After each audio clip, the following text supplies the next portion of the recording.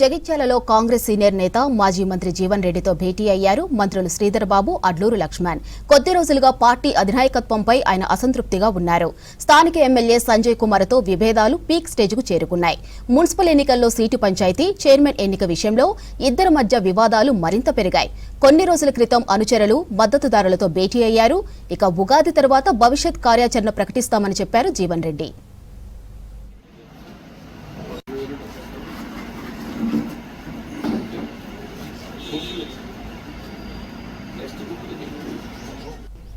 దీంతో హైకమాండ్ సూచనలతో రంగంలోకి దిగారు మంత్రులు. జీవన్ రెడ్డితో రాజకీయ పరిణామాలపై కీలకంగా చర్చిస్తున్నారు. అయితే ఈ నెల 25న ముఖ్య నేతలు, అనుచరులతో మరోసారి భేటీ అవ్వాలని జీవన్ రెడ్డి నిర్ణయించారు. రాజీనామా కోసం ఇప్పటికే ఫంక్షన్ హాల్ బుక్ చేసినట్లు ప్రచారం జరుగుతోంది. జిల్లాలో రాజకీయ పరిణామాలు హాట్ టాపిక్ గా మారాయి. ఈ పరిణామాలతో జీవన్ రెడ్డిని మంత్రులు బుజ్జగిస్తున్నట్లు తెలుస్తోంది.